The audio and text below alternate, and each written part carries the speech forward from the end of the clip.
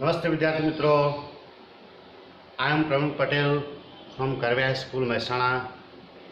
Dear students, we are learning different chapters of English of standard 12th by the medium of YouTube. Today we are going to learn unit number 5, unit number 2.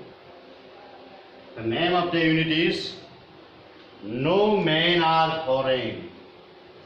વિદ્યાર્થી મિત્રો, આપણે ધોરણ 12માં અંગ્રેજીમાં unit number 5માં read number 2 ભણવા જઈ રહ્યા છે અને આ યુનિટનું નામ છે no man are foreign. It is a poem. આ એક કાવ્ય છે મિત્રો. નો મેન આર ફોરેન, એનો મતલબ થાય કે કોઈ પણ માણસ એ ફોરેન એટલે પરદેશી નથી. નો મેન આર ફોરેન, કોઈ પણ માણસ પરદેશી નથી, ફોરેનર નથી. અને કાવ્યના કવિ છે જેમ્સ કિર્કપ. કવિનું નામ છે જેમ્સ કિર્કપ. વિદ્યાર્થી મિત્રો, ભારતીય સંસ્કૃતિનો એક મુદ્રાલેખ છે વસુધૈવ કુટુંબકમ, એટલે કે આખી પૃથ્વી એક કુટુંબ છે, એક પરિવાર છે. એવો ભાવ આપણા ઉપનિષદોમાં, આપણા વેદોમાંથી પ્રસ્તુત થાય છે. એટલે ભારતીય ઋષિમુનિઓએ આખી પૃથ્વીને એક જ પરિવાર તરીકેની કલ્પના કરી છે. એ જ કલ્પના અહીંયા રજૂ થઈ છે. જો કાવ્યને બરોબર સમજજો કે આખી પૃથ્વી પરિવાર છે અને કોઈ માણસ પરદેશી નથી, કોઈ અજાણ્યું નથી. We are all same and we are living on this earth. We are taking same type of breathing. We are taking same type of food. Our bodies are same. આ ભાવ અહીંયા પ્રસ્તુત થયેલો છે કે આપણા શરીર એક છે, આપણો ખોરાક એક છે, આપણો શ્રમ એક છે. તો શા માટે આપણે બીજાને અજાણ્યો માણસ ગણીએ, આપણે પોતાનું કેમ ન ગણીએ? એ ભાવ અહીંયા રજૂ થયો છે. જો મિત્રો આપણે કાવ્યને એક એક લીટી સમજતા જઈએ. જો લખ્યું છે રિમેમ્બર. રિમેમ્બર એટલે યાદ રાખો. નો મેન આર સ્ટ્રેન્જ. સ્ટ્રેન્જ નો મતલબ થાય અજાણ્યો. કોઈ પણ માણસ અજાણ્યો નથી. સ્ટ્રેન્જ એટલે અજાણ્યો. આપણે દીધા આ તો અજાણ્યો માણસ છે, હું એને નથી ઓળખતો. આવું નથી મિત્રો. નો મેન આર સ્ટ્રેન્જ. કોઈ પણ માણસ અજાણ્યો નથી. નો કન્ટ્રીઝ ફોરેન. અને કોઈ પણ દેશ એ પરદેશ નથી. આ ભારત, આ ચાઇના, આ અમેરિકા, આ જાપાન, આવા અલગ અલગ દેશોના સીમાડાઓ તો આપણે માણસોએ પાડેલા છે.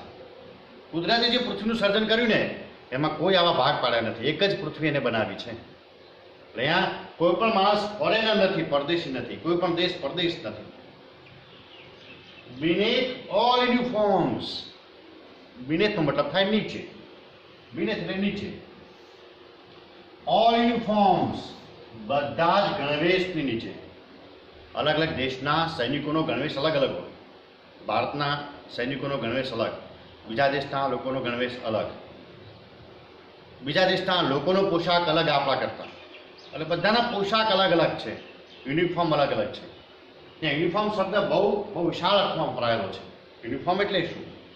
તો પહેરવેશ, ગણવેશની એક તો વાત છે, કપડાઓ. બીજો ધર્મનો યુનિફોર્મ. અલગ અલગ ધર્મના લોકો આ પૃથ્વી પર રહે છે. હિન્દુ, મુસ્લિમ, ઈસાઈ, શીખ. ધર્મરૂપી ગણવેશ લોકો પાસે છે. પરંપરાઓ રૂપી ગણવેશ છે લોકો પાસે.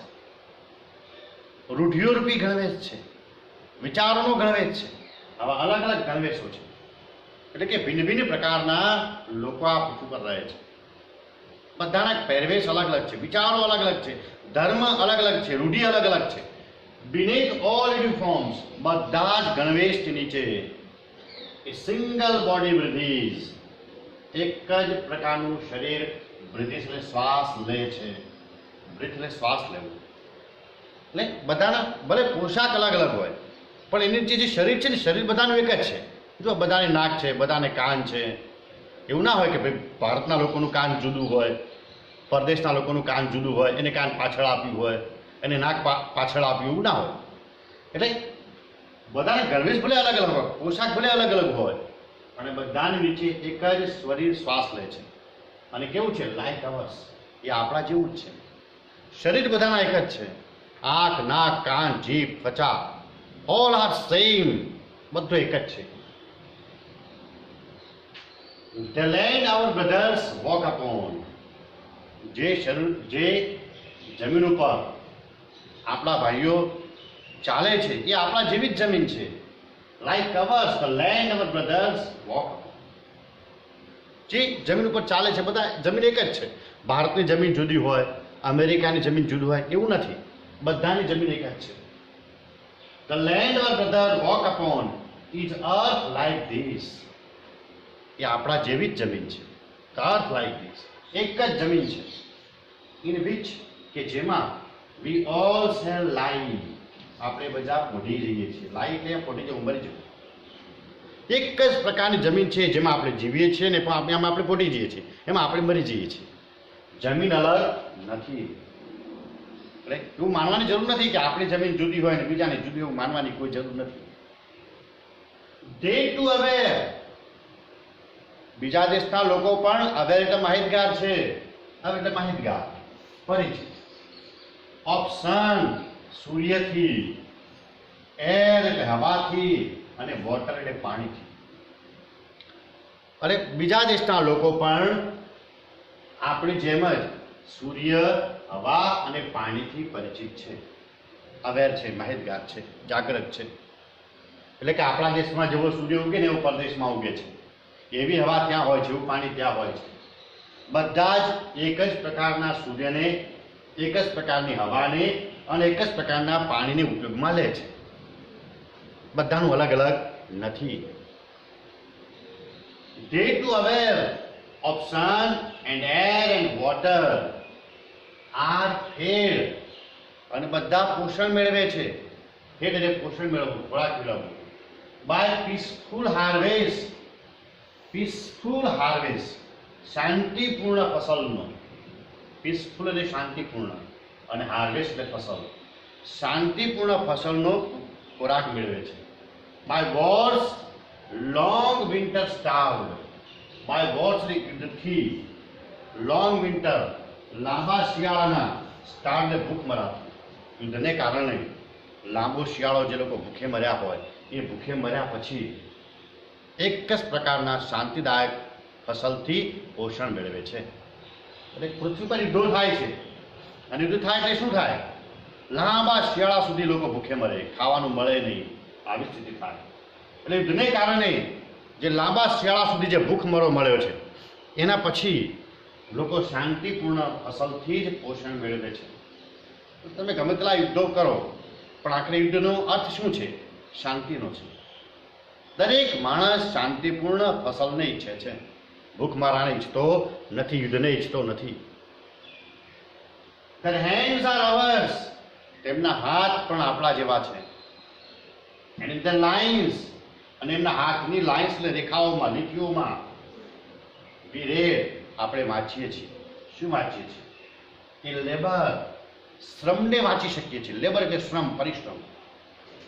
Not different from our own, જે આપણાથી બિલકુલ જુદો નથી. એટલે બધા જ લોકોના હાથ આપણા જેવા છે અને દરેકના હાથની રેખાઓમાં એક જ પ્રકારનો શ્રમ છે. એનો મતલબ કે દરેક માણસ મજદૂરી એક જ જેવી કરે છે.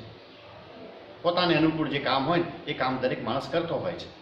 એટલે દરેકના હાથની રેખાઓમાં એક જ પ્રકારનો શ્રમ રહેલો છે. બધા જ માણસો જીવવા માટે શ્રમ કરે છે. રિમેમ્બર, યાદ રાખો, they have eyes like ours. તેઓને પણ, એટલે કે પરદેશના લોકોને પણ આઈઝ એટલે આંખો છે, લાઈક કવર્સ એટલે આપણા જેવી. તેઓને પણ આપણા જેવી જ આંખો છે. that wake or sleep, જે આંખો જાગે છે ને ઊંઘે છે. એટલે બધા જ લોકોને એક જ પ્રકારની આંખો છે, જે જાગે છે અને ઊંઘે છે. બરોબર? એન્ડ સ્ટ્રેન્થ, અને બધાની પાસે તાકાત છે. સ્ટ્રેન્થ એટલે તાકાત. that can be won, જે તાકાતને જીતી શકાય છે. by love એટલે પ્રેમ દ્વારા જીતી શકાય છે. સ્ટ્રેન્થ એટલે તાકાત. એટલે બધા જ માણસો પૃથ્વીના શક્તિશાળી છે, તાકાતવર છે. અને બીજાની તાકાતને તમે જો તાકાતથી જીતવા જશો તો યુદ્ધ થશે. પણ કેવી રીતે જીતાય? બીજાની તાકાતને જીતાય કેવી રીતે? તો પ્રેમથી જીતી શકાય છે. તો લખ્યું છે અહીંયા, a strength that can be won by love. કોઈની તાકાતને પ્રેમથી જીતી શકાય છે. આપણે આગળ ગમે તેટલો શક્તિશાળી માણસ હોય ને, આપણને પાડી દેવો હોય, પણ જો આપણે એને ચાહવા માંડીએ, આપણે એની સાથે પ્રેમથી વ્યવહાર કરીએ ને, તો એને આપણે જીતી શકીએ છીએ. ઇન એવરી લેન્ડ, દરેક ધરતી ઉપર, એટલે કે દરેક દેશની ધરતી ઉપર, ઇઝ કોમન લાઈફ, એ સામાન્ય જીવન છે, બધાનું જીવન સામાન્ય છે. that all can recognize, જેને બધા ઓળખી શકે છે. રેકોગ્નાઇઝ એટલે ઓળખી શકવું, એન્ડ અન્ડરસ્ટેન્ડ, અને સમજી શકે છે. અન્ડરસ્ટેન્ડ એટલે સમજવું, એટલે બધાને જીવન કોમન છે, જે કોમન જીવનને બધા ઓળખી શકે છે અને સમજી શકે છે. લેટ અસ રિમેમ્બર, ચાલો આપણે યાદ રાખીએ. whenever we are told, જ્યારે આપણને કહેવામાં આવે to hate our brothers, આપણા ભાઈઓને ધિક્કારવા માટે આપણને જ્યારે કહેવામાં આવે, એટલે કે બીજા દેશના લોકો છે ને એને ધિક્કારવા માટે આપણને કહેવામાં આવે, રાજકીય નેતાઓ આપણને ઉશ્કેરે કે સામેના દેશના લોકો આપણા દુશ્મન છે, એની સાથે આપણે લડવું જોઈએ, યુદ્ધ કરવું જોઈએ, એને આપણે મારવા જોઈએ, આવા આપણને ઉશ્કેરવામાં આવે ત્યારે રિમેમ્બર, યાદ રાખો, લખ્યું છે અહીંયા, લેટ અસ રિમેમ્બર, ચાલો આપણે યાદ રાખીએ. whenever we are told, જ્યારે આપણને કહેવામાં આવે to hate our brothers, આપણા ભાઈઓને ધિક્કારવાનું કહેવામાં આવે ત્યારે, it is ourselves, ત્યારે આપણે પોતે જ that we shall disposes, આપણે ધિક્કારીએ છીએ. ડિસ્પોઝ એટલે ધિક્કારવું. betray છેતરીએ છીએ. condemn એટલે નિંદા કરીએ છીએ. ત્યારે આપણે જ આપણી જાતને ડિસ્પોઝ એટલે તિરસ્કારીએ છીએ, betray એટલે છેતરીએ છીએ, અને condemn એટલે નિંદા કરીએ છીએ. જ્યારે આપણને કહેવામાં આવે કે તમે બીજા લોકોને, આપણા જ ભાઈઓને તમે ધિક્કારો, ત્યારે આપણે આપણા ભાઈઓને ધિક્કારતા નથી, પણ આપણે આપણી જાતનો જ તિરસ્કાર કરીએ છીએ, આપણી જાતની જ નિંદા કરીએ છીએ, અને આપણે આપણી જાતને જ છેતરીએ છીએ. 3 શબ્દો વાપર્યા છે વિદ્યાર્થી મિત્રો. ડિસ્પોઝ એટલે તિરસ્કાર કરવો, betray એટલે છેતરવું, અને condemn એટલે નિંદા કરવી. એટલે આપણે જ્યારે બીજાને ધિક્કારવા જઈએ ને, આપણા બીજા દેશના જે લોકો છે, આપણા ભાઈઓ છે, એને આપણે ધિક્કારવાનું કહેવામાં આવે, અને જો આપણે એને ધિક્કારીએ તો ખરેખર આપણે એમને ધિક્કારતા નથી, પણ આપણે આપણી જાતને તિરસ્કાર કરીએ છીએ, આપણે આપણી જાતને છેતરીએ છીએ. રિમેમ્બર, યાદ રાખો, we who take arms against each other, આપણે બધા લોકો who take arms એટલે હથિયાર ઉપાડવા, આપણે જ્યારે હથિયાર ઉપાડીએ છીએ against each other, જ્યારે આપણે એકબીજાની સામે હથિયાર ઉપાડીએ છીએ ત્યારે, ઇટ ઇઝ ધ હ્યુમન અર્થ, ત્યારે આ માનવીય પૃથ્વી, હ્યુમન અર્થ માનવીય પૃથ્વી, ધેટ વી ડેફાય, જેને આપણે પ્રદૂષિત કરીએ છીએ. આપણે જ્યારે બીજાની ઉપર હથિયાર ઉપાડીએ છીએ ને, ત્યારે આ માનવીય પૃથ્વીને આપણે પ્રદૂષિત કરીએ છીએ. ગંદા વિચારોથી, તિરસ્કારના ભાવથી આપણે એને પ્રદૂષિત કરીએ છીએ. આ પૃથ્વીને આપણે બગાડી નાખીએ છીએ. our hails of fire, આગ જળતા નરકો, hails of fire, hails એટલે નર, આપણા આગ જળતા નરકો, એન્ડ ડસ્ટ એટલે ધૂળ, આઉટરેજ અતિક્રમી જાય છે, ધ ઇનોસન્સ એટલે નિર્દોષતાને, ઇનોસન્સ એટલે નિર્દોષતા, ઓફ એર એટલે આ પૃથ્વીની હવાની, that is everywhere hour own, જે દરેક જગ્યાએ છે અને આપણી પોતાની છે. એવરીવેર એટલે દરેક જગ્યાએ, અને ઓન એટલે પોતાની છે. અને જ્યારે આપણે યુદ્ધ કરીએ ને, ત્યારે આ પૃથ્વી પ્રદૂષિત થાય છે, અને બીજું શું થાય છે, આ પૃથ્વી આગ જતું નટ બની જાય છે, અને પૃથ્વીની નિર્દોષતાનું ઉલ્લંઘન થઈ જાય છે. ઇનોસન્સ નિર્દોષતા, અને આઉટરેજ એટલે ઉલ્લંઘન થવું. આ પૃથ્વી નિર્દોષ છે, એ નિર્દોષ પૃથ્વી એ આગ જતું નટ બની જાય છે. જે પૃથ્વી કુદરતે જે બનાવી છે ને, એમાં ક્યાંય દોષ નથી, ક્યાંય ઈર્ષા વૈમનસ્ય નથી, પણ જ્યારે આપણે એકબીજાની સાથે લડવાનું શરૂ કરીએ ત્યારે આ પૃથ્વી પ્રદૂષિત થઈ જાય. અને બીજું, પૃથ્વીની નિર્દોષતા નાશ પામે. કોનાથી નાશ પામે? આગ જતા નરકોથી અને ધૂળથી નિર્દોષતા નાશ પામે છે. ડસ્ટ એટલે ધૂળ.